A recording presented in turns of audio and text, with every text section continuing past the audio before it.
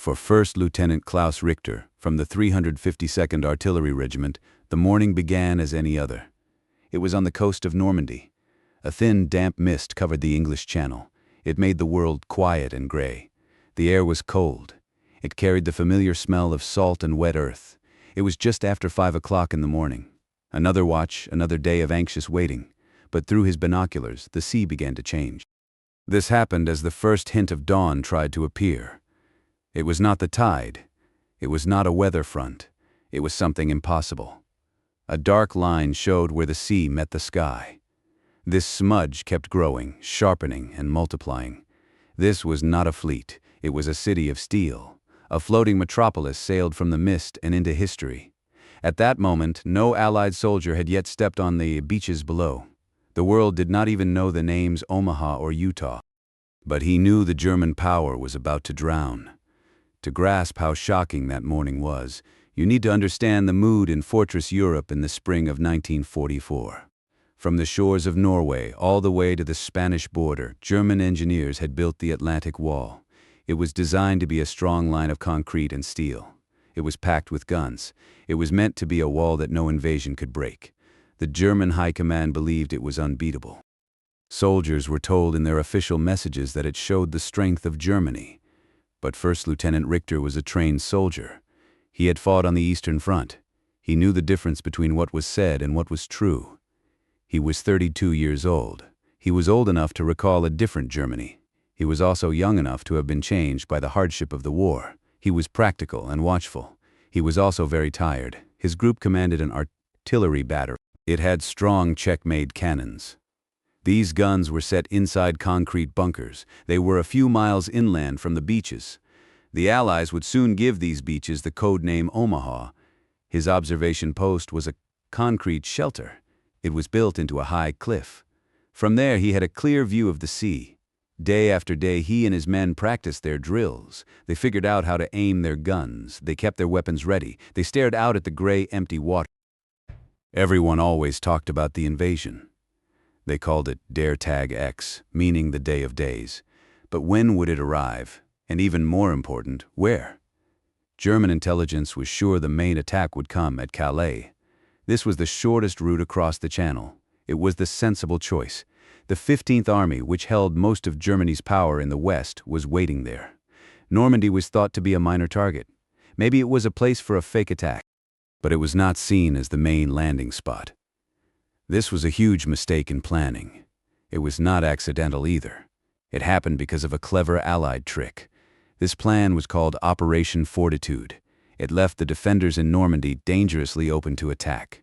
Richter's unit, the 352nd Infantry Division, was better than most in the area, but it was still just a shadow of the elite forces. These forces had conquered France 4 years earlier.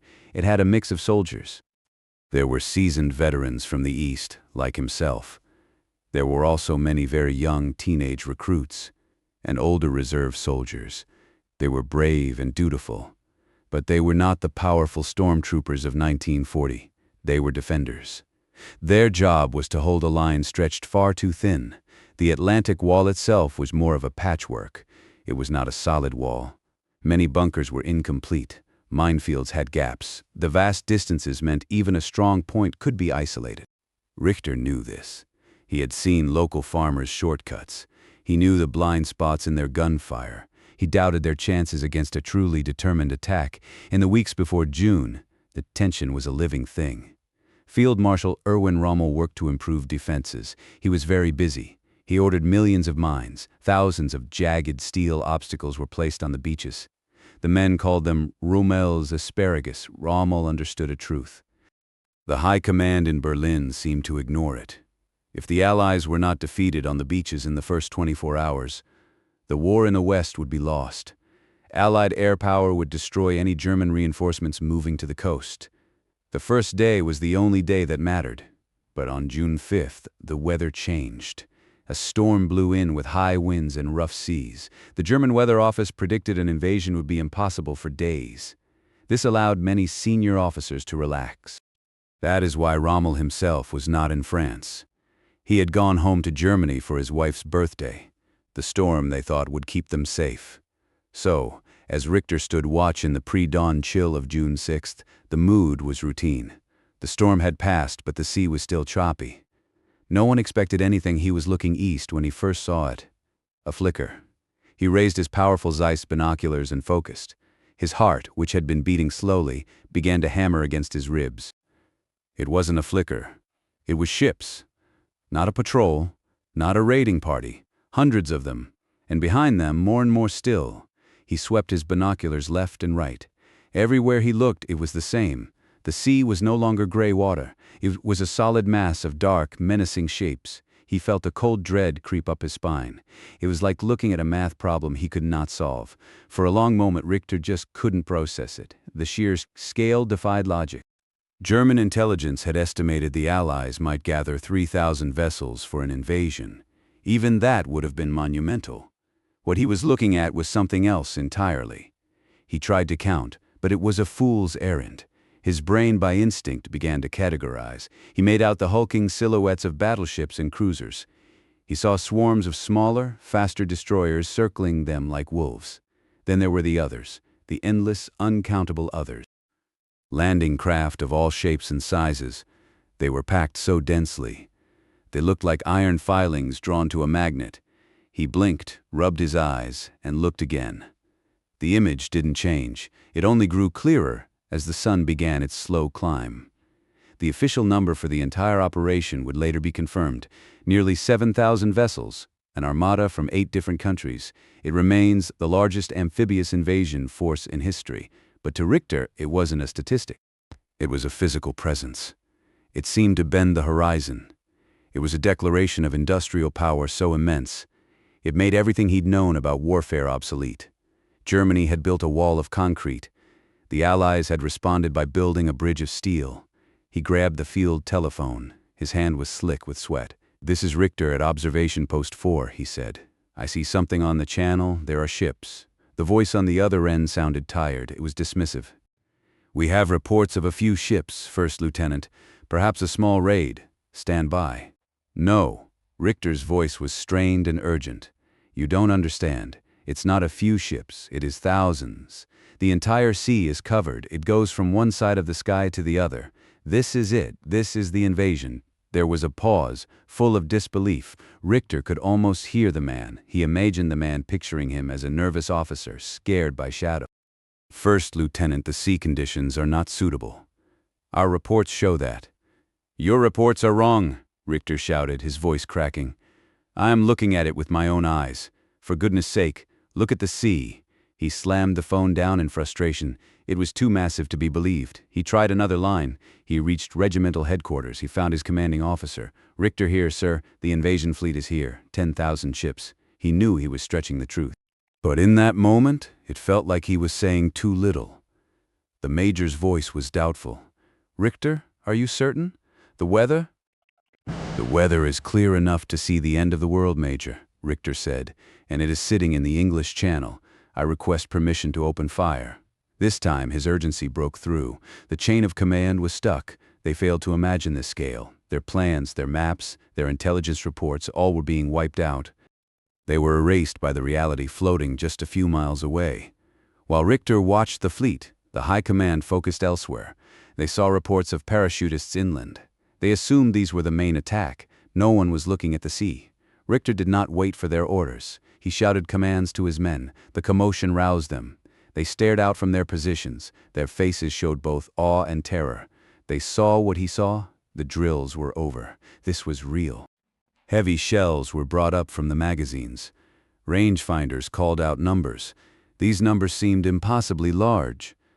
The giant barrels of the cannons, silent for so long, lifted slowly. They pointed their noses toward the impossible fleet. Richter stood in his post. His binoculars were pressed to his eyes. He saw the landing craft starting to line up. He felt the vibration in the air. It was a low hum of thousands of engines. It was the sound of a superpower breathing. He was about to launch the first attack. The order finally came just before 6 o'clock in the morning. Engage at will. For Richter, it was a release. The paralysis of disbelief was broken. It was replaced by the clear sense of action. Fire. He roared into the telephone. A moment later, the ground trembled. The first gun fired, then a second and a third. The shells screamed out over the water. Richter tracked them through his binoculars, a surge of professional pride mixed with his dread. He saw plumes of water erupt in the midst of the fleet. A miss, then another. His men were good. They adjusted their aim, they fired with a steady rhythm, and for a brief moment they made their mark. Richter saw a direct hit on an American destroyer, the USS Decoy. There was a flash of orange and a puff of black smoke. Some accounts say the ship might have also struck a mine, but from Richter's view his guns had drawn first blood. The ship listed, crippled, and later sank. A cheer went up from his men. For a few minutes it felt like a real battle. It felt like their training mattered, but the feeling was fleeting. After the Decoy was hit, the fleet did not scatter. It didn't slow down. The gap in the formation was simply filled. The endless lines of ships kept coming. It was an iron tide that could not be stopped. His guns fired again and again. But for every one ship they might bother, 100 sailed past untouched. Richter felt a deep sense of pointlessness wash over him. He was like a man trying to empty the ocean with a bucket. He looked past where his own shells had hit. He saw the bigger picture. The Allied battleships, like the USS Texas, now turned their huge 14-inch guns toward the shore. Then came their answer. It began as a low rumbling sound from across the water. He saw flashes of light from the big ships. It was like a silent lightning storm on the horizon. A few seconds later, the air around him began to rip apart. The ground started to shake.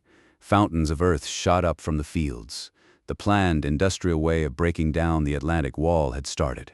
Where was the German comeback? Where were the tanks? Where was the German Air Force? Richter looked at the sky. He saw nothing but Allied planes, fighters, bombers, transport planes. They controlled the air completely. German military plans called for armored attacks. But the nearest tank unit, the 21st Panzer Division, was stuck. It was confused. It needed a direct order from Hitler's headquarters. When it finally moved, it did so without air protection. It went into a sky full of Allied fighter bombers. It was destroyed before it even reached the battle line. It was at that moment. His own guns were firing. The sky was raining steel. Richter understood this was not a fight. It was destruction. The Allies were not trying to outsmart him. They were trying to wipe him out. This personal understanding of such massive power defined the whole Normandy campaign. The story of how industrial strength overcame battle plans is rich with details. These human stories from history are important to share. As the shelling from the ships grew stronger, something in Richter's mind shifted. His tactical brain part shut down. It was replaced by a cold, clear, terrifying view. He no longer saw just ships and soldiers. He saw the system behind them. He saw the factories. Through his shaking binoculars, he looked past the warships. In his mind, he saw Detroit's assembly lines. He pictured factories. They were making trucks and engines on a scale Germany could only dream of. Supplying hundreds of thousands of men on an enemy shore was not a miracle. It was a simple result of industrial output. He looked at the sky. It was filled with endless C-47 transport planes and fighter bombers. On D-Day, the German Air Force flew maybe 300 missions in all of France. The Allies flew over 14,000 missions. For every one German plane, there were more than 40 Allied ones. The reason was not a failure of German courage. It was the factories. And then there were the tanks. He knew the German tanks' reputation. The Tiger and Panther were better in technology. Allied crews feared them, but that advantage was a strategic dead end. They were complex, expensive, and hard to produce. For every fearsome Tiger tank, the Allies were stamping out dozens of simpler, effective Sherman tanks. In the entire year of 1944, the U.S. alone produced over 29,000 tanks. Germany's peak monthly production never topped 2,000. The Allies were not planning to win tank battles through quality. They planned to win by burying German tanks under a mountain of steel. This was the new reality. This was the industrial math of defeat. All talk of willpower and ideological strength dissolved in the face of these numbers. Nazi ideas had promised a determined people could triumph over weak democracies. But here was the proof. Ideas couldn't stop a bomber. Willpower couldn't sink a battleship. Richter felt a profound, almost spiritual despair. He and his men were good soldiers. They were about to die, not because they were outfought, but because they were outnumbered on an impossible scale. They were in a contest already over. He and his men, the entire German army in the West, were like a fine sword facing a huge steam-powered hammer. The outcome was never in doubt. He thought of the false messages and the firm belief back home in final victory. It was all a lie, not just a political lie, but a mathematical one. The German high command must have known. They must have seen the production charts. Yet, they sent him and millions of others to fight a war they could not win. It is no wonder that in the war's last year, the mental strain of this impossible truth led to more officers taking their own lives on the front lines. They were not just fighting soldiers from America, Britain, and Canada. They were fighting the full, unrestrained power of the global industrial system. As the sun climbed higher, theory became brutal reality. The naval bombardment peaked. It was a constant rolling thunder. The bunker's concrete shuddered. Dust rained from the ceiling. Through the observation slit, Richter saw the first waves of landing craft hit the shore. Higgins' boats dropped their ramps, emptying American soldiers into the surf. Machine guns in the German pillboxes along Omaha Beach chattered. They tore into the first men ashore. From his high spot, Richter saw the terrible scene unfold. The water turned red, bodies piled up. The German 352nd Infantry Division exacted a horrific price. For a moment, the defense seemed to hold. The Americans were pinned down. But then the industrial equation asserted itself again. Allied destroyers saw the slaughter. They did something risky and brave. They steamed directly towards the shore. Some closed within 1,000 yards. Their hulls scraped on sandbars. They turned their guns on the German bunkers. They gave direct fire support. This changed the tide on Omaha. At the same time, strange new machines appeared. Richter watched amphibious trucks, called Duke Ws. They seemed to drive right out of the ocean and onto the beach. He saw tanks crawling ashore. Some had giant flails to detonate mines. These were Hobart's funnies. They were special armored vehicles. The British developed them to overcome these defenses. The Germans had nothing like them. The beach below changed. It went from struggle to methodical destruction. German strong points were blinded and destroyed. Naval shells, tank rounds, bombs hit them. On Omaha Beach alone, estimates suggest the 352nd Division suffered around 1,200 dead or wounded that day. Much of its fighting force was wiped out in hours. Richter's own battery was now a prime target. Shells landed closer and closer. A direct hit on one of the gun pits sent a fireball into the air. Another gun knocked out. His telephone lines went dead. He was isolated. His command shattered. He looked up at the sky one last time. It was a moving ceiling of Allied aircraft. On the sea, the first wave of landing craft replaced by a second and a third. Beyond them, the vast armada waited patiently. It was a conveyor belt of men and material. It seemed it could run forever. The Allies would land around 1,500 tanks on D-Day alone. The beach battle still raged. But the outcome was decided. It was a matter of time and tonnage. The war in Normandy raged for another 2 months. The fighting in the hedgerows was brutal and costly, but it would change nothing. Every German tank destroyed was a loss not replaced. Every Allied tank lost. 3 more took its place. Every German soldier who fell left a gap not filled. For First Lieutenant Klaus Richter and for the thousands of German soldiers who survived that first day, the rest of the war was a final chapter. They fought on. They were driven by duty, by fear, or by patriotism disconnected from reality. But the hope of victory was gone. It had vanished in the dawnlight of June 6th. We often picture the end of Germany's Third Reich as a slow, painful collapse. It ended with the battle for Berlin. But for the men on the Atlantic Wall, the end came in one terrifying moment of truth. It was the moment they saw a fleet that filled the horizon. They saw a sky black with enemy planes. They saw a force that was not just an army. It was the full crushing weight of the modern industrial world. It was a new kind of war. Not in soldiers' hearts, but on factory assembly lines, thousands of miles away, and for one German officer peering through his binoculars at a sea that had turned to steel, it was the morning he knew it was over.